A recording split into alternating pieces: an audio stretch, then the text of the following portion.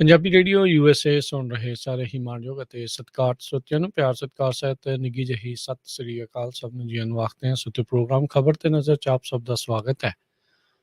ਅੱਜ 6 ਅਗਸਤ ਦਿਨ ਸ਼ਨੀਚਰਵਾਰ ਆਪਣੇ ਨਾਲ ਜੁੜ ਚੁੱਕੇ ਨੇ ਮਿੰਟੂ ਗੁਰੂਸਰੀਆ ਜੀ। ਮਿੰਟੂ ਜੀ ਨੂੰ ਸਵਾਗਤ ਹੈ ਜੀ। ਸਤਿ ਸ੍ਰੀ ਅਕਾਲ ਜੀ। ਸ਼ੁਕਰੀਆ ਸਾਰਿਆਂ ਨੂੰ। ਸਤਿ ਸ਼੍ਰੀ ਅਕਾਲ ਜੀ।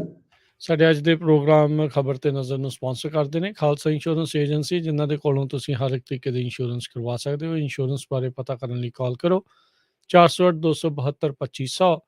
ਟੇਰਕੀਆਣਾ ਇਮੀਗ੍ਰੇਸ਼ਨ ਲਾ ਫਰਮ, ਇਮੀਗ੍ਰੇਸ਼ਨ ਦਾ ਹੋਵੇ ਕਿਸੇ ਵੀ ਤਰੀਕੇ ਦਾ ਕੰਮ, ਕਾਲ ਅਟਰਨੀ ਜੇ ਟੇਰਕੀਆਣਾ 415-909-0503। ਕ੍ਰਿਸ਼ਨ ਤਨੋਤਾ university, Baljinder Nijjar Woodland, Paramjit Kaur Rangi Vacaville, Harnek Pawla Renton Washington, Gurmeet Singh Dhian Kaur Samra Modesto, Jassi Gill plumbing ਵਾਲੇ, Dharam Singh Bakersfield, GN tyre and lube, ਜਿਨ੍ਹਾਂ ਦੇ ਕੋਲੋਂ ਤੁਸੀਂ truck wash, oil change, air brake ਦਾ ਕੰਮ ਕਰਵਾ ਸਕਦੇ ਹੋ। ਨਵੇਂ ਪੁਰਾਣੇ ਟਾਇਰ ਵਾਜਿਬ ਕੀਮਤਾਂ ਤੇ ਖਰੀਦ ਸਕਦੇ ਹੋ। ਸੈਂਟਾਨੈਲਾ 'ਚ ਲੋਕੇਸ਼ਨ ਹੈ। ਕਾਲ ਨਿੰਮਾ ਸੋਤਾ 209-277-0113। West Coast truck driving school Fresno, ਜਿਹੜੇ ਕਿ ਤੁਹਾਨੂੰ ਟਰੱਕ ਚਲਾਉਣ ਦੀ ਸਿਖਲਾਈ ਵਧੀਆ ਢੰਗ ਦੇ ਨਾਲ ਦੇ ਰਹੇ ਹਨ। ਕਾਲ ਅਜੀਤ ਅਟਵਾਲ 559-374-4541 ਤੇ ਜ਼ੈਂਡਰ ਗਰੁੱਪ, ਜਿੱਥੋਂ ਤੁਸੀਂ ਹੋਮ ਲੋਨਸ, ਘਰ ਖਰੀਦਣ ਅਤੇ ਘਰ ਵੇਚਣ ਦੀਆਂ ਸਾਰੀਆਂ ਸਰਵਿਸਿਜ਼ ਲੈ ਸਕਦੇ ਹੋ। ਕਾਲ ਮੋਹਨ ਚੀਮਾ 559-905-2575। ਇਹਨਾਂ ਸਾਰਿਆਂ ਦਾ ਧੰਨਵਾਦ। ਜੇਕਰ ਤੁਸੀਂ ਜਾਂ ਕੋਈ ਹੋਰ ਕਾਰੋਬਾਰ ਇਸ ਪ੍ਰੋਗਰਾਮ ਨੂੰ ਸਪਾਂਸਰ ਕਰਨਾ ਚਾਹੁੰਦੇ ਹੋ, ਸੰਪਰਕ ਕਰ ਸਕਦੇ ਹੋ ਨੰਬਰ 408-722-7698 ਦੇ ਉੱਤੇ। ਗੱਲਬਾਤ ਦਾ ਸਿਲਸਿਲਾ ਮਿੰਟੂ ਜੀ ਸ਼ੁਰੂ ਕਰਦੇ ਜਾਈਏ। ਸੁਰੱਖਿਆ ਲਈ ਨੇਤਾ ਨੇ ਹਿੰਦੂ ਹੋਣ ਦਾ ਵਾਸਤਾ ਪਾਇਆ, ਏਜੀ ਦਾ ਵੀ ਅੱਗੋਂ ਜਵਾਬ ਆਇਆ। ਬਿਲਕੁਲ। ਉਹ ਕਹਿੰਦੇ ਨਾ ਕਿ ਤੇਰੇ ਵਾਸਤੇ ਇਹ ਮੁੰਨੀ ਬਦਨਾਮ ਹੋਈ ਤੇਰੇ ਵਾਸਤੇ।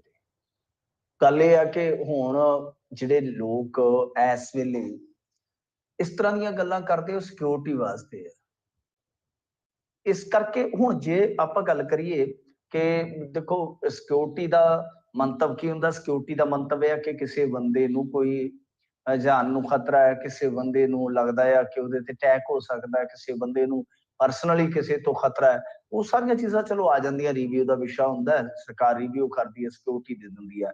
ਸਿੱਧੂ ਮੂਸੇਵਾਲਾ ਦੀ ਹੱਤਿਆ ਤੋਂ ਬਾਅਦ ਜਿਨ੍ਹਾਂ VIPs ਦੀ ਸੁਰੱਖਿਆ 'ਚ ਕਟੌਤੀ ਕੀਤੀ ਗਈ, ਉਹਨਾਂ ਦੇ ਹੱਥ ਇੱਕ ਐਸਾ ਇੱਕ ਤਰ੍ਹਾਂ ਨਾਲ ਕਹਿ ਲਓ ਕਿ ਇਹ ਹੱਤਿਆ ਕਾਂਡ ਦਾ ਮਾਮਲਾ ਲੱਗ ਗਿਆ ਕਿ ਹਰੇਕ ਨੇ ਜਾ ਕੇ ਹਵਾਲਾ ਦਿੱਤਾ। ਤਾਂ ਸਭ ਤੋਂ ਮੇਨ ਜਿਹੜੀ ਸੁਣਵਾਈ, ਵੈਸੇ ਤਾਂ ਉੱਥੇ ਕਈ ਹੈ, ਜੇ ਆਪਾਂ ਦੇਖੀਏ ਤਾਂ ਲੀਡਰ ਕਈ ਪਹੁੰਚੇ ਹੋਏ ਨੇ, ਜਿੱਦਾਂ ਲਾ ਲਓ ਕਿ ਸੋਨੀ ਸਾਹਿਬ, ਬਲਵੀਰ ਸਿੱਧੂ ਵਗੈਰਾ ਵਗੈਰਾ, ਮੈਂ ਨਾਮ ਲਵਾਂ ਤੇ ਖਾਸੇ ਹੋ ਜਾਂਦੇ ਨੇ।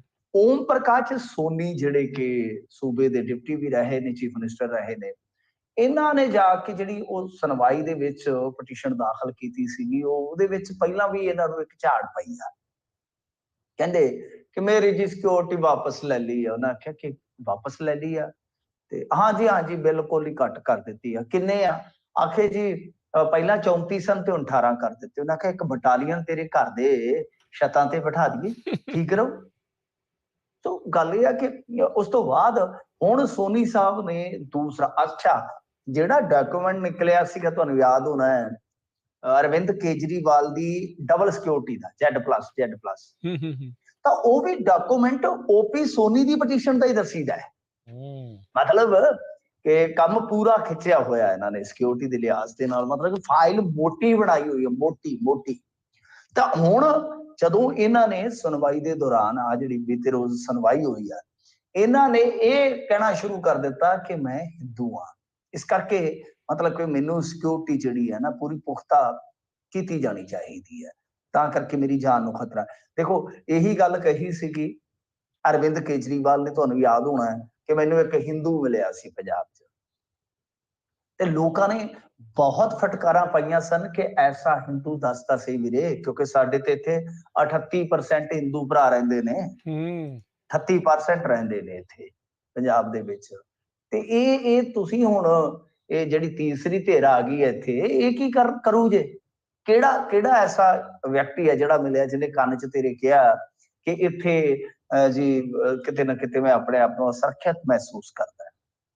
ਤਾਂ ਉਸ ਟਾਈਮ ਵੀ ਵਿਵਾਦ ਹੋਇਆ। ਹੁਣ ਵਿਵਾਦ ਦਾ ਵਿਸ਼ਾ ਇਹ ਵੀ ਹੈ, ਇਹ ਆਪਣੇ ਆਪ ਨੂੰ ਕਹਿ ਰਿਹਾ ਕਿ ਮੈਂ ਮਤਲਬ ਕਿ ਹਿੰਦੂ ਹਾਂ, ਤੇ ਉਹਦੇ ਕਰਕੇ ਜੀ ਮੇਰੀ ਜਾਨ ਨੂੰ ਖਤਰਾ ਹੈ। ਇਹਦੇ ਤੇ ਜਿਹੜੇ ਨਵ ਨਿਯੁਕਤ ਏਜੀ ਸਾਹਿਬ ਹੈ ਐਡਵੋਕੇਟ ਜਨਰਲ ਕਈ ਸਾਹਿਬ, ਉਹਨਾਂ ਆਖਿਆ ਗੱਲ ਸੁਣੋ, ਮੈਂ ਵੀ ਹਿੰਦੂ ਹਾਂ, ਮੈਂ ਵੀ ਹਿੰਦੂ ਭਾਈਚਾਰੇ ਤੋਂ, ਇਹੋ ਜਿਹੀ ਦਲੀਲ ਨਾ ਦਿਓ ਕਿਰਪਾ ਕਰਕੇ।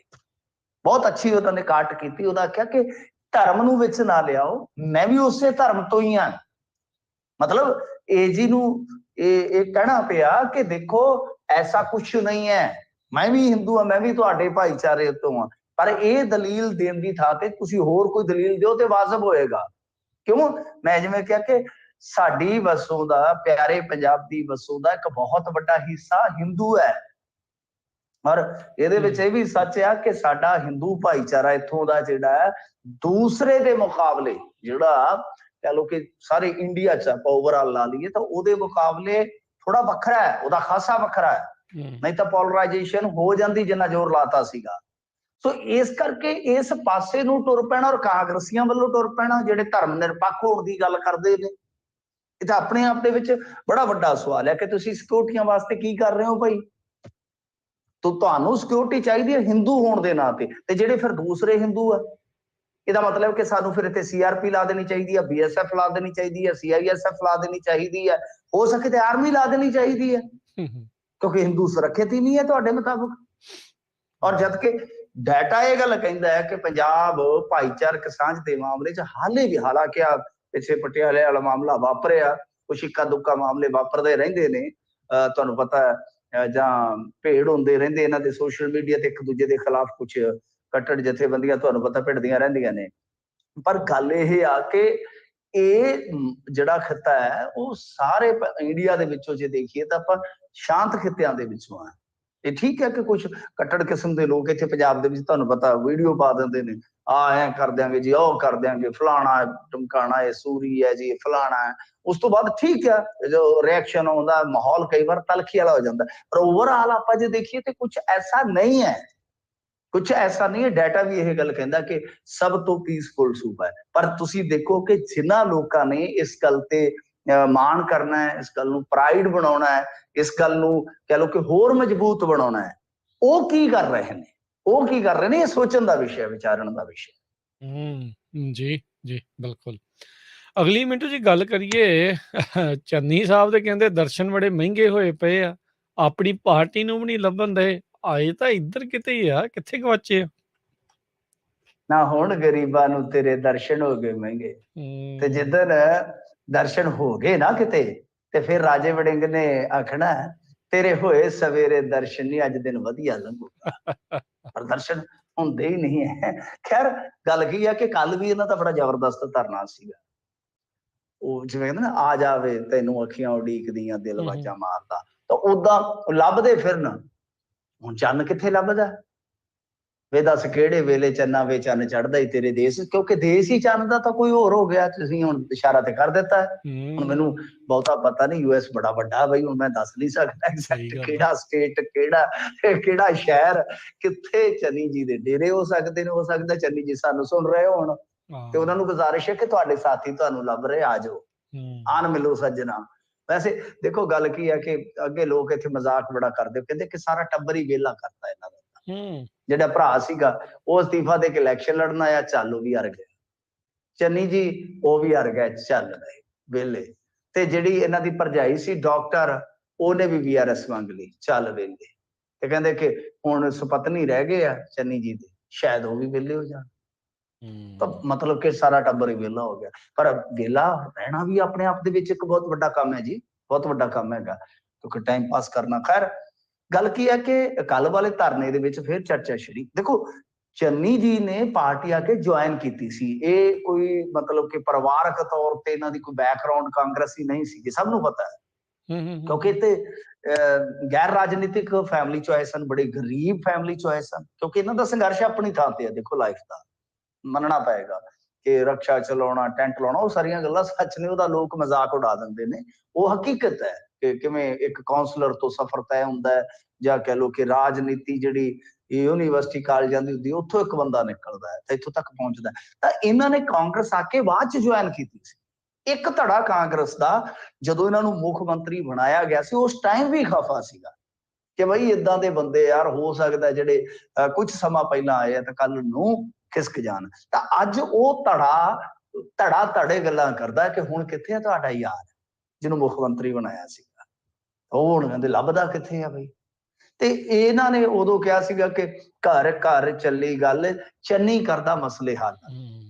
ਉਹ ਹੁਣ ਕਹਿੰਦੇ ਕਿ ਹੁਣ ਕਿਸੇ ਹੱਥ ਸੁਨੇਹਾ ਘੱਲ ਕੇ ਚੰਨੀ ਆ ਜਾ ਘਰ ਨੂੰ ਘਰ ਵੱਲ।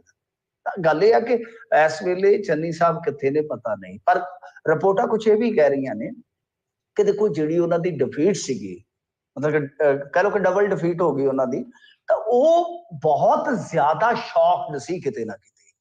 ਤਾਂ ਕਈ ਵਾਰ ਤੁਹਾਨੂੰ ਪਤਾ ਹੀ ਹੈ, ਦੇਖੋ ਇਹਦੇ 'ਚ ਇਹ ਨਹੀਂ ਹੈ ਕਿਸੇ ਨੂੰ ਆਪਾਂ ਉਹ ਡਿਫੇਮ ਕਰਨ ਲਈ ਨਹੀਂ ਕਹਿ ਰਹੇ। ਕਈ ਵਾਰ ਕੀ ਹੁੰਦਾ ਹੈ ਕਿ ਤੁਹਾਨੂੰ ਇੱਕ ਅਣਕਿਆਸਿਆ ਰਿਜ਼ਲਟ ਮਿਲਦਾ ਹੈ, ਅਣਕਿਆਸਿਆ।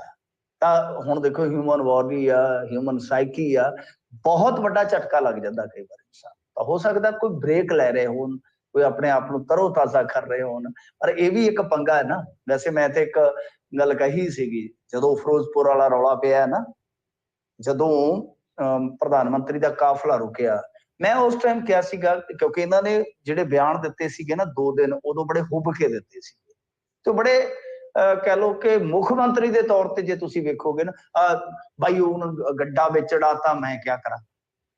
ਮਤਲਬ ਕਿ ਦੇਖੋ ਇਸ ਤਰ੍ਹਾਂ ਦੇ ਜਿਹੜੇ ਬਿਆਨ ਹੁੰਦੇ ਨਾ, ਪ੍ਰਧਾਨ ਮੰਤਰੀ ਦੀ ਸਿਕਿਉਰਿਟੀ ਦੇ ਮਾਮਲੇ 'ਚ ਇੱਕ ਸੂਬੇ ਦਾ ਮੁੱਖ ਮੰਤਰੀ ਨਹੀਂ ਦੇ ਸਕਦਾ, ਅੱਛਾ ਨਹੀਂ ਲੱਗਦਾ। ਮੈਂ ਉਸ ਸਮੇਂ ਤੋਂ ਕਹਿਣਾ ਸਟਾਰਟ ਕਰ ਦਿੱਤਾ ਸੀਗਾ ਕਿ ਚੰਨੀ ਜੀ ਦੇ ਮਾੜੇ ਦਿਨ ਸਟਾਰਟ ਹੋਣਗੇ, ਮਾੜੇ ਦਿਨ ਸਟਾਰਟ ਹੋਣਗੇ। ਹੁਣ ਤੁਸੀਂ ਦੇਖੋ ਕਿ ਫਿਰ ਕਿੱਦਾਂ ਹੋਏ, ਭਤੀਜਾ, ਭਾਣਜਾ, ਉਸ ਤੋਂ ਬਾਅਦ ਹੋਰ ਕਰੀਬੀ, ਇੱਕ ਹੁਣ ਗ੍ਰਾਂਟਾਂ ਵੰਡਣ ਦਾ ਵੀ ਮਾਮਲਾ ਜਿਹੜਾ ਉਹ ਆਮ ਆਦਮੀ ਪਾਰਟੀ ਸਰਕਾਰ ਨੇ ਖੋਲ ਲਿਆ, ਉਹਦੇ 'ਚ ਵੀ ਕਈ ਵੱਡੇ ਮਾਮਲੇ ਜਿਹੜੇ ਹੋ ਸਕਦਾ ਸਾਹਮਣੇ ਆ ਜਾਣ। ਕੁਝ ਮਾਈਨਿੰਗ ਦਾ ਮਸਲਾ ਹਾਲੇ ਵੀ ਉਲਝਿਆ ਹੋਇਆ। ਸੋ ਇਸ ਕਰਕੇ ਮੈਨੂੰ ਲੱਗਦਾ ਕਿ ਬ੍ਰੇਕ ਵੀ ਲਿਆ ਗਿਆ ਤੇ ਥੋੜਾ ਬ੍ਰੇਕ ਦੇ ਨਾਲ ਨਾਲ ਨਾ ਥੋੜਾ ਆਪਣੇ ਆਪ ਨੂੰ ਸੇਫ ਵੀ ਕੀਤਾ ਗਿਆ। ਜੀ, ਜੀ। ਦੇਖੋ ਫਾਇਦਾ ਹੁੰਦਾ ਹੈ ਜਾਂ ਕੀ? ਜੇਲ੍ਹਾਂ ਵਿੱਚ ਲਾਗੂ ਹੋਵੇਗਾ ਪੀਅਰ ਨੈਟਵਰਕ ਸਿਸਟਮ? ਦੇਖੋ ਇਹ ਨਾ ਕੀ ਹੋਇਆ ਸੀਗਾ ਕਿ ਪਿਛਲੇ ਕੁਝ ਦਿਨਾਂ ਤੇ ਇੱਕ ਇੱਥੇ ਕਹਿ ਲਓ ਕਿ ਬੜਾ ਵੱਡਾ ਇਹਨਾਂ ਨੇ ਡਰਾਈਵ ਚਲਾਇਆ, ਇਹਨਾਂ ਨੇ ਬਹੁਤ ਵੱਡੀ ਮੁਹਿੰਮ ਚਲਾਈ ਜੇਲ੍ਹਾਂ ਦੇ ਵਿੱਚ, ਕਿਉਂਕਿ ਹਰਪ੍ਰੀਤ ਸਿੰਘ ਸਿੱਧੂ ਆਏ ਨੇ, ਉਹ ਤੁਹਾਨੂੰ ਪਤਾ ਹੀ ਹੈ ਕਿ ਬੜੇ ਅਗਰੈਸਿਵ ਅਫਸਰ ਨੇ। ਤਾਂ ਹੋਇਆ ਕੀ ਸੀਗਾ ਕਿ ਉਹਨਾਂ ਨੇ ਸਾਰੇ ਜਿੱਦਾਂ ਹੁਣ ਬੰਦੀ ਨੇ ਜੇਲ੍ਹ ਦੇ ਵਿੱਚ, ਹੁਣ ਜੇਲ੍ਹ ਚੋਂ ਬਾਹਰ ਬੰਦਾ ਕਿੱਧਰ ਛਾਲ ਮਾਰ ਕੇ ਟੱਪ ਜੂਗਾ, ਇਹ ਕੋਈ ਖਾਲਾ ਤਾਂ ਹੈ ਨਹੀਂ ਗਾ ਕਿ ਗਾਇਕ ਕਹਿ ਦੂਗਾ ਟੱਪ ਜਾ ਮੋਰਨੀਏ ਛਾਲ ਮਾਰ ਕੇ ਖਾਲਾ, ਉਹ ਵੀ ਉੱਧਰ ਹੋ ਜਾਊਗਾ ਇੱਧਰ ਹੋ ਜਾਊਗਾ। ਚਾਰ ਦੀਵਾਰੀ ਦੇ ਵਿੱਚ ਆ, ਜਿਹੜਾ ਵੀ ਕੋਈ ਉੱਥੇ ਆ ਗਿਆ ਰੈਂਡਮਲੀ ਟੈਸਟ ਕਰਨਾ ਤਾਂ ਉੱਥੇ ਕਰਾਉਣਾ ਪਊਗਾ, ਕਿਤੇ ਨਹੀਂ ਪਾਈ ਸਕਦੇ ਤੁਸੀਂ, ਨਾ ਕਰ ਸਕਦੇ। ਤਾਂ ਇੱਥੇ ਹੋਇਆ ਕਿ ਜਦੋਂ ਏਦਾਂ ਜਿੱਦਾਂ ਤੁਹਾਡੇ ਇੱਧਰ ਮੇਰੇ ਖਿਆਲ ਦੇ ਨਾਲ ਡਰਾਈਵਿੰਗ 'ਚ ਹੋ ਜਾਂਦੇ ਰੈਂਡਮਲੀ, ਤਾਂ ਏਦਾਂ ਇਹਨਾਂ ਨੇ ਵੀ ਜਾ ਕੇ ਉੱਥੇ ਡੋਪ ਟੈਸਟ ਕਰਨੇ ਸਟਾਰਟ ਕਰ ਦਿੱਤੇ, ਜਿਹੜੇ ਅੰਕੜੇ ਬਹੁਤ ਜ਼ਿਆਦਾ ਸੀ। ਲਾ ਲਓ ਕਿ ਹਰ ਦੂਜਾ ਕੈਦੀ ਜਿਹੜਾ ਉਹ ਉਹਦੇ ਵਿੱਚ ਪੋਜ਼ਿਟਿਵ ਪਾਇਆ ਗਿਆ। ਹੁਣ ਮੰਨ ਲਓ ਆਪਣਾ 26-27 ਹਜ਼ਾਰ ਅੰਕੜਾ ਰਹਿੰਦਾ ਹੈ, ਇਹ ਐਵਰੇਜ ਅੰਕੜਾ ਮੰਨ ਕੇ ਚੱਲਿਓ ਹਮੇਸ਼ਾ, ਜਦੋਂ ਵੀ ਤੁਸੀਂ ਜੇਲ੍ਹਾਂ ਦੀ ਕਿਤੇ ਗੱਲ ਕਰਨੀ ਹੋਵੇ ਨਾ, 26-27 ਦੇ ਆਸ-ਪਾਸ ਰਹੇਗਾ ਅੰਕੜਾ, ਕਿਉਂਕਿ ਉਹਨੇ ਕੁ ਅੰਦਰ ਗਏ ਉਹਨੇ ਕੋ ਬਾਹਰ ਆ ਗਏ, ਚਲੋ 25-27 ਦੇ ਦਰਮਿਆਨ ਲਾ ਲਓ। ਤਾਂ ਫਿਰ ਉਹਦੇ ਵਿੱਚੋਂ ਜੇ ਤੁਸੀਂ ਦੇਖੋਗੇ ਤਾਂ 50% ਬਣਾ ਲਓ ਤਾਂ ਕਿੰਨਾ ਬਣ ਜਾਏਗਾ। ਹੁਣ ਇਹਨਾਂ ਨੇ ਕੋਸ਼ਿਸ਼ ਕੀਤੀ ਆ ਕਿ ਜਿਹੜੇ ਹੁਣ ਪੋਜ਼ਿਟਿਵ ਪਾਏ ਗਏ ਨੇ ਟੈਸਟਾਂ ਦੇ ਵਿੱਚ, ਕਿ ਇਹਨਾਂ ਦਾ ਇਲਾਜ ਕਿੱਦਾਂ ਕੀਤਾ ਜਾਵੇ। ਤਾਂ ਇਹਨਾਂ ਨੇ ਹੁਣ ਮਤਲਬ ਕਿ ਇੱਕ ਪ੍ਰਕਿਰਿਆ ਲਿਆਂਦੀ ਹੈ ਪੀਅਰ ਸਪੋਰਟ ਨੈਟਵਰਕ। ਇਹ ਬੇਸਿਕਲੀ ਕੀ ਆ ਕਿ ਜਿਹੜੇ ਪੁਰਾਣੇ ਐਡਿਕਟਡ ਹੁੰਦੇ ਨੇ, ਜਦੋਂ ਉਹ ਕਲੀਨ ਹੋ ਜਾਂਦੇ ਆ ਤਾਂ ਉਹਨਾਂ ਦਾ ਇੱਕ ਗਰੁੱਪ ਜਾਂ ਇੱਕ ਨੈਟਵਰਕ ਕੰਮ ਕਰਦਾ, ਉਹਨੂੰ ਨਾਰਕੋਟਿਕਸ ਸ਼ਾਇਦ ਅਨੋਨਿਮਸ ਕਹਿੰਦੇ ਆ, ਇਹਨਾਂ ਨੇ ਉਹਦੇ ਸਹਿਯੋਗ ਨਾਲ ਇਹ ਸਾਰਾ ਕੁਝ ਕਰਨਾ ਹੈ। ਮਤਲਬ ਕਿ ਹੁਣ ਮੈਂ ਜਿਵੇਂ ਤੁਹਾਨੂੰ ਥੋੜਾ ਜਿਹਾ ਸਮਝਾ ਦਿੰਦਾ ਐਨਏ ਕੰਮ ਕਿਵੇਂ ਕਰਦਾ ਹੈ। ਅੱਛੀ ਹੈ ਪਹਿਲ ਕਦਮੀ ਇਹ ਵੀ ਕਿ ਫਰਜ਼ ਕਰੋ ਕੋਈ ਕਲੀਨ ਹੋ ਗਿਆ, ਫਿਰ ਉਹ ਇੱਕ ਗਰੁੱਪ ਨਾਲ ਜੁੜ ਜਾਂਦਾ ਹੈ, ਲੋਕਲ ਗਰੁੱਪ ਨਾਲ ਜੁੜ ਗਿਆ। ਉਹ ਇਸ ਤਰ੍ਹਾਂ ਮਤਲਬ ਕਿ ਮੁੰਡੇ ਹੁੰਦੇ ਉਹ ਬੈਠਦੇ ਨੇ ਹਫ਼ਤੇ 'ਚ 1-2 ਰੋਜ਼, ਟੈਲੀਫੋਨ ਨੰਬਰ ਉਹਨਾਂ ਦੇ ਐਕਸਚੇਂਜ ਹੋ ਜਾਂਦੇ ਆ। ਜੇ ਕੋਈ ਥਾਊਟ ਨੈਗੇਟਿਵ ਆਉਂਦਾ ਜ਼ਹਿਨ ਦੇ ਵਿੱਚ, ਉਹ ਦੂਜਿਆਂ ਨਾਲ ਸ਼ੇਅਰ ਕਰਦਾ ਹੈ ਕਿ ਯਾਰ ਮੇਰਾ ਫਲਾਣੀ ਚੀਜ਼ ਨੂੰ ਜੀ ਕਰ ਰਿਹਾ। ਹੁਣ ਉਹ 7 ਦਾ ਗਰੁੱਪ ਹੈ, 1 ਦਾ ਜੀ ਕਰ ਰਿਹਾ, 6 ਉਹਨੂੰ ਸਮਝਾ ਰਹੇ ਆ ਕਿ ਨਹੀਂ ਮਿੱਤਰ ਯਾਰ ਜੇ ਤੂੰ ਹੁਣ ਏਦਾਂ ਕਰੇਗਾ, ਏਦਾਂ ਲੈਪਸ ਕਰ ਜਾਏਗਾ ਤਾਂ ਫਿਰ ਔਖਾ ਹੋ ਜਾਏਗਾ, ਔਖਾ ਹੋ ਜਾਏਗਾ। ਸੋ ਇਹ ਚੀਜ਼ ਹੁੰਦੀ ਹੈ, ਇਸ ਤਰ੍ਹਾਂ ਮਤਲਬ ਕਿ ਇੱਕ ਨੈਟਵਰਕ ਬਣ ਜਾਂਦਾ। ਇਹ ਇਸੇ ਚੀਜ਼ ਨੂੰ ਹੁਣ ਜੇਲ੍ਹਾਂ ਦੇ ਵਿੱਚ ਲਿਜਾ ਰਿਹਾ, ਮਤਲਬ ਕਿ ਜਿਹੜੇ ਉਹ ਬੰਦੇ ਆ ਉਹਨਾਂ ਦਾ ਫਿਜ਼ੀਕਲੀ ਕੋਈ ਇਲਾਜ ਵੀ ਹੋ ਜਾਏਗਾ, ਸਰੀਰਕ ਤੌਰ ਤੇ ਕੋਈ ਦਵਾਈ ਵੀ ਦੇਣਗੇ ਮਾੜੀ ਮੋਟੀ। ਔਰ ਇਸ ਤੋਂ ਇਲਾਵਾ ਜਿਹੜੀ ਸਭ ਤੋਂ ਅਹਿਮ ਚੀਜ਼ ਹੁੰਦੀ ਹੈ ਕਿ ਜਿਵੇਂ ਮੈਂ ਤੁਹਾਨੂੰ ਕਿਹਾ ਕਿ ਕੋਈ ਬੰਦਾ ਜਿਹੜਾ ਆਪਣੇ ਥਾਟ ਸ਼ੇਅਰ ਕਰਦਾ ਹੈ ਕਿਸੇ ਦੇ ਨਾਲ ਤਾਂ ਉਹਨੂੰ ਇੱਕ ਸਪੋਰਟ ਮਿਲਦੀ ਹੈ ਉਸ ਤੋਂ ਬਾਅਦ। ਸੋ ਇਹ ਨੈਟਵਰਕ ਇਹਨਾਂ ਨੇ ਲਿਆਉਣ ਦਾ ਫੈਸਲਾ ਕੀਤਾ। ਦੇਖੋ ਮੈਂ ਹਮੇਸ਼ਾ ਚੰਗੀ ਚੀਜ਼ ਦੀ ਕਹ ਲਓ ਕਿ ਸਲਾਹਤ ਕਰਨ ਵਾਲਾ ਇਨਸਾਨ ਹੈ, ਚਾਹੇ ਕੋਈ ਵੀ ਸਰਕਾਰ ਹੋਵੇ। ਜੀ ਸਰਕਾਰਾਂ ਚੰਨੀ ਸਾਹਿਬ ਦੀ ਆਈ, ਸਰਕਾਰਾਂ ਅਮਰਿੰਦਰ ਸਾਹਿਬ, ਬਾਦਲ ਸਾਹਿਬ ਸਾਰੇ ਹੀ ਚਲਾ ਗਏ, ਗਾਹ ਲੋਕਾਂ ਨੇ ਚਲਾਈ ਜਾਣੀਆਂ। ਅਸੀਂ ਇਸ ਜਗਤ ਤਮਾਸ਼ੇ ਚ ਭਾਵੇਂ ਚਲੇ ਜਾਵਾਂਗੇ, ਸਰਕਾਰਾਂ ਚੱਲਦੀਆਂ ਰਹਿਣੀਆਂ ਨੇ। ਪਰ ਗੱਲ ਇਹ ਆ ਕਿ ਇਹ ਚੀਜ਼ ਜਿਹੜੀ ਆ ਨਾ ਉਹ ਅੱਛੀ ਆ, ਇਹ ਅੱਛੀ ਚੀਜ਼ ਆ, ਇਹਦੇ ਰਿਜ਼ਲਟ ਅੱਛੇ ਨੇ, ਇਹਦੇ ਰਿਜ਼ਲਟ ਅੱਛੇ ਨੇ ਕਹਿ ਸਕਦੇ ਆਪਾਂ।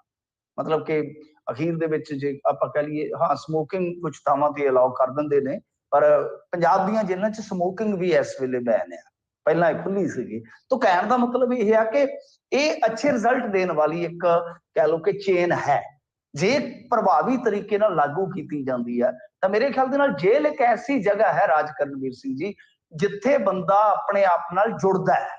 ਉਹ ਇਹ ਜਗ੍ਹਾ ਹੈ ਜਿੱਥੇ ਬੰਦਾ ਕਹਿ ਲਓ ਕਿ ਉਹਨੂੰ ਆਪਾਂ ਅੰਗਰੇਜ਼ੀ ਚ ਕਹੀਏ ਕਿ ਸੈਲਫ ਐਨਾਲਿਸਿਸ ਕਰਦਾ ਹੈ, ਆਪਣੇ ਬਾਰੇ ਕਰ ਸਕਦਾ ਹੈ। ਤਾਂ ਉੱਥੋਂ ਤੱਕ ਉਹਨੂੰ ਖੜਿਆ ਜਾਵੇ, ਉੱਥੋਂ ਤੱਕ ਫਿਰ ਉਹਨੂੰ ਲਿਜਾ ਕੇ ਉਹਨੂੰ ਮਜ਼ਬੂਤ ਕੀਤਾ ਜਾਵੇ ਤਾਂ ਉਹਦਾ ਥਾਟ ਪ੍ਰੋਸੈਸ ਜਿਹੜਾ ਡੈਫੀਨਿਟਲੀ ਚੇਂਜ ਕੀਤਾ ਜਾ ਸਕਦਾ ਹੈ। ਸੋ ਪਹਿਲ ਕਦਮੀ ਅੱਛੀ ਹੈ, ਰਿਜ਼ਲਟ ਕਿੱਦਾਂ ਰਹਿਣਗੇ ਇਹ ਬਾਅਦ ਦਾ ਕਹਿ ਲਓ ਕਿ ਵਿਸ਼ਾ ਹੈ। ਜੀ ਬਿਲਕੁਲ।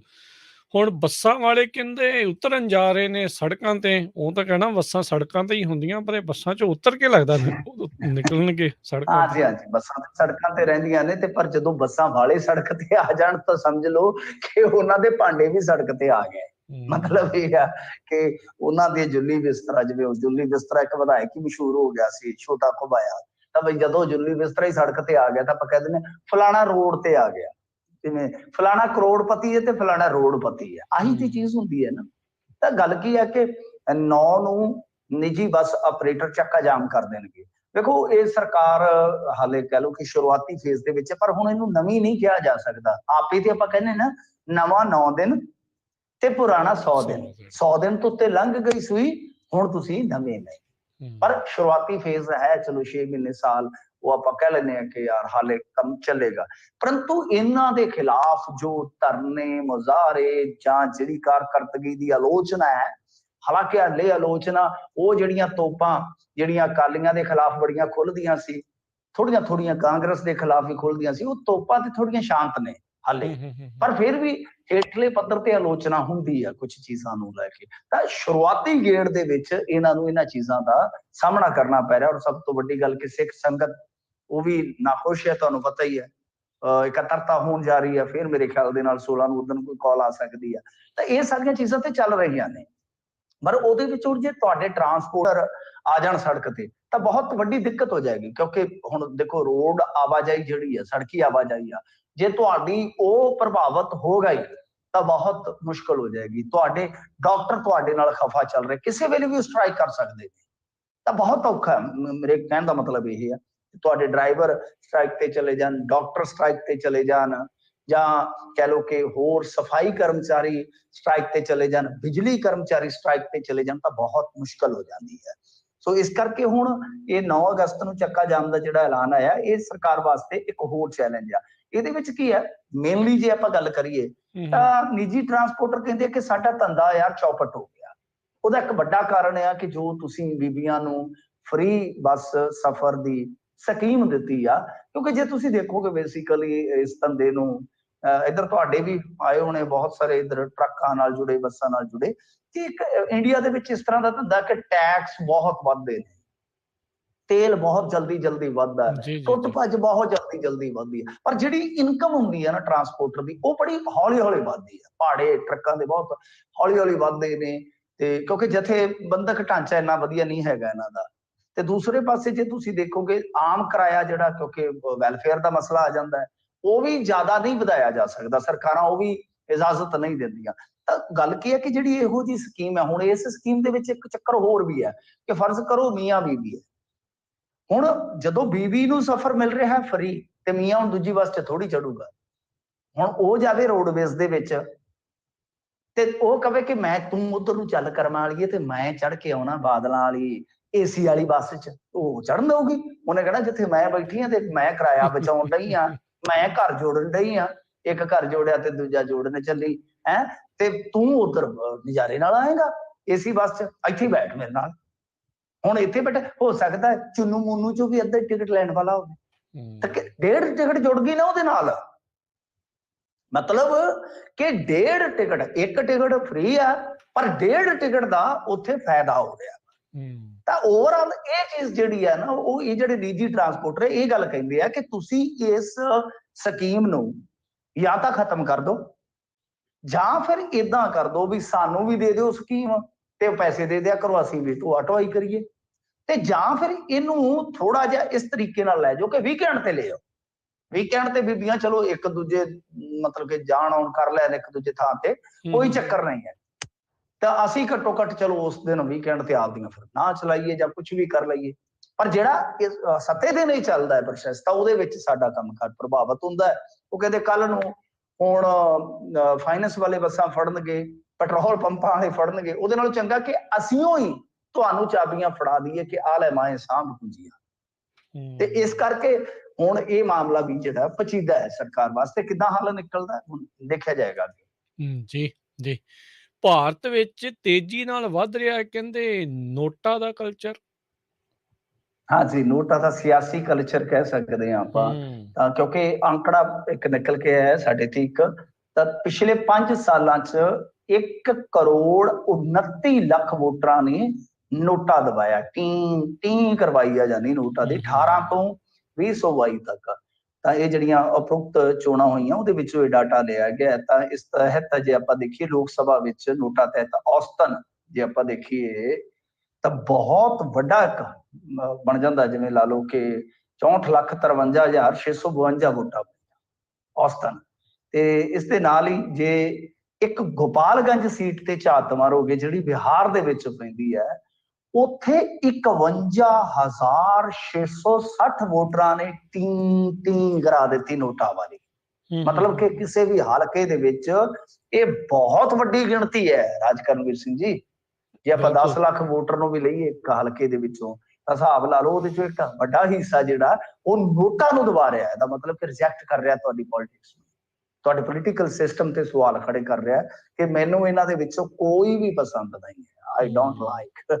ਸੋ ਗੱਲ ਇਹ ਆ ਕਿ ਇਹ ਆਪਣੇ ਆਪ ਦੇ ਵਿੱਚ ਹੁਣ ਵੇਖਣ ਵਾਲਾ ਮਸਲਾ ਹੈ, ਵਿਚਾਰਨ ਵਾਲਾ ਮਸਲਾ ਹੈ ਕਿ ਲੋਕਾਂ ਦੇ ਵਿੱਚ ਇਹ ਨਾਖੁਸ਼ੀ, ਲੋਕਾਂ ਦੇ ਵਿੱਚ ਇਹ ਨਿਰਾਸ਼ਤਾ ਕਿਉਂ। ਆਪਾਂ ਸੰਗਰੂਰ 'ਚ ਵੀ ਵੇਖਿਆ ਨਾ, ਬੜੇ ਵੱਡੇ ਸਵਾਲ ਕੀਤੇ ਆਪਾਂ, ਉਦੋਂ ਆਮ ਆਦਮੀ ਪਾਰਟੀ ਦੇ ਤਰਕ ਘੜਿਆ ਕਿ ਨਹੀਂ ਜੀ ਲੋਕ ਝੋਨਾ ਲਾ ਰਹੇ ਸਨ।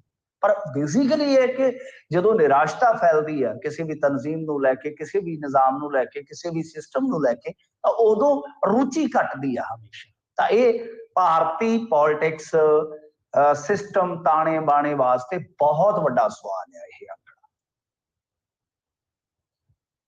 ਜੀ ਜੀ, ਬਿਲਕੁਲ। ਅਗਲੀ ਗੱਲ ਕਰ ਲਈਏ, ਇੱਕ ਵਿਸ਼ੇਸ਼ ਰਿਪੋਰਟ ਸਾਹਮਣੇ ਆ, ਭਾਰਤ ਵਿੱਚ ਹਿਰਾਸਤੀ ਮੌਤਾਂ ਦਾ ਆਂਕੜਾ ਵਧਿਆ ਆ। ਦੇਖੋ ਗੱਲ ਕੀ ਹੈ ਕਿ ਬਿਲਕੁਲ ਤੁਹਾਡੀ ਗੱਲ ਸਹੀ ਹੈ, ਪਰ ਜੇ ਆਪਾਂ ਦੇਖੀਏ ਤਾਂ ਕੁਝ ਚੀਜ਼ਾਂ ਹੁੰਦੀਆਂ ਨੇ, ਜਿਵੇਂ ਕੋਵਿਡ ਸੀਗਾ 2020 ਦੇ ਵਿੱਚ ਤੇ ਬਹੁਤ ਜ਼ਿਆਦਾ ਸਭ ਨੂੰ ਪਤਾ ਹੀ ਹੈ, ਤੇ ਉਹ ਇਸ ਤਰ੍ਹਾਂ ਦੇ ਆંકੜੇ ਘਟਣਗੇ ਕਿਉਂਕਿ ਕ੍ਰਾਈਮ ਘਟ ਗਿਆ ਸੀਗਾ ਉਸ ਟਾਈਮ।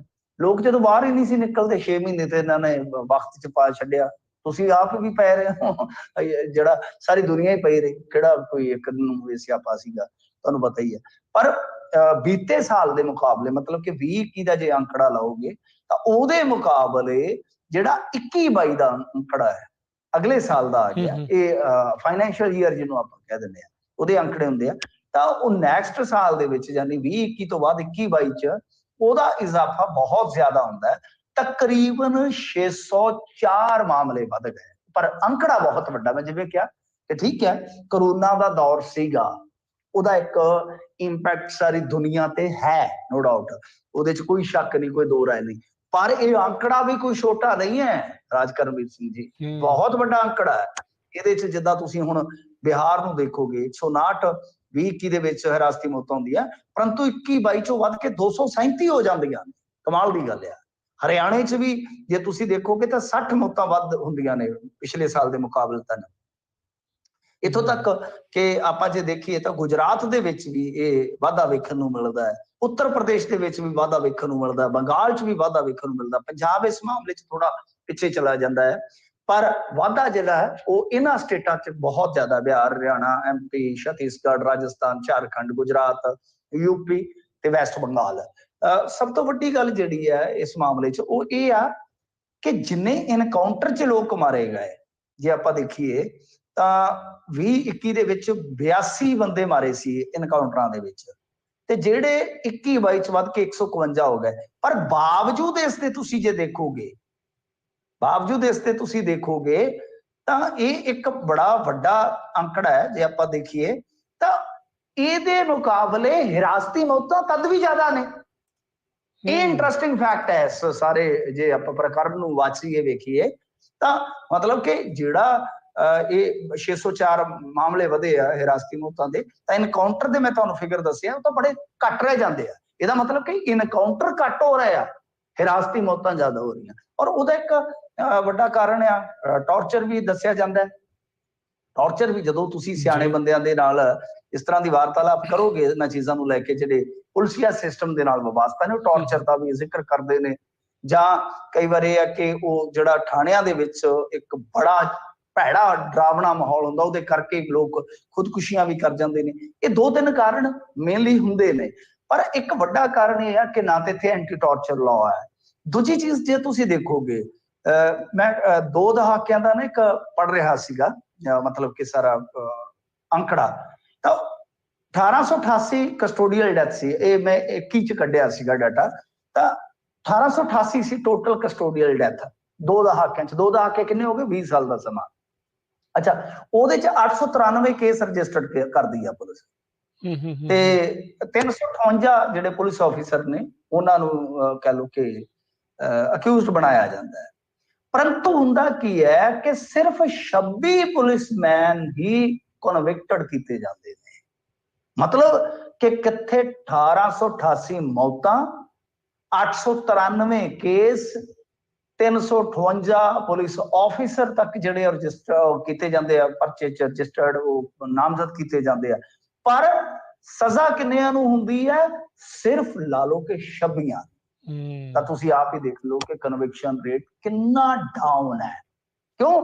ਕਿਉਂਕਿ ਜਿਹੜੇ ਲੋਕਾਂ ਨੂੰ ਸਜ਼ਾ ਮਿਲਣੀ ਚਾਹੀਦੀ ਹੈ, ਉਹਨਾਂ ਲੋਕਾਂ ਨੂੰ ਬਚਾਉਣ ਵਾਲੇ ਹੀ ਉਹਨਾਂ ਦੇ ਸਾਥੀ ਹੁੰਦੇ ਆ, ਸਜ਼ਾ ਦਿਵਾਉਣ ਵਾਲੇ ਵੀ ਉਹੀ ਆ। ਸੋ ਇਸ ਕਰਕੇ ਇਹ ਜਿਹੜਾ ਸਿਸਟਮ ਆ, ਪੁਲਿਸੀਆ ਸਿਸਟਮ, ਹਿਰਾਸਤੀ ਮੌਤਾਂ ਵਾਲਾ, ਇਹਦੇ ਵਿੱਚ ਬਹੁਤ ਸਾਰੇ ਰਿਫਾਰਮਸ ਦੀ ਜ਼ਰੂਰਤ ਆ। ਜੀ ਬਿਲਕੁਲ। ਮਿੰਟੂ ਜੀ ਸ਼ੁਕਰੀਆ, ਬਹੁਤ ਧੰਨਵਾਦ, ਤੁਸੀਂ ਸਾਡੇ ਨਾਲ ਜੁੜੇ, ਇਹਨਾਂ ਖਬਰਾਂ ਬਾਰੇ ਜਾਣਕਾਰੀ ਦਿੱਤੀਆਂ। ਮਿਲਦੇ ਹਾਂ ਜੀ ਫਿਰ ਆਪਾਂ ਅਗਲੀ ਵਾਰ। ਧੰਨਵਾਦ, ਸਤਿ ਸ਼੍ਰੀ ਅਕਾਲ ਜੀ। ਸਤਿ ਸ੍ਰੀ ਅਕਾਲ ਜੀ। ਪ੍ਰੋਗਰਾਮ ਦੀ ਸਮਾਪਤੀ ਹੈ। ਅਗਲੀ ਵਾਰ ਤੱਕ ਲਈ ਮੇਰੇ ਵੱਲੋਂ ਵੀ ਤੁਹਾਨੂੰ ਪਿਆਰ ਭਰੀ ਸਤਿ ਸ਼੍ਰੀ ਅਕਾਲ। ਸੁਣਦੇ ਰਹੋ ਪੰਜਾਬੀ ਰੇਡੀਓ USA।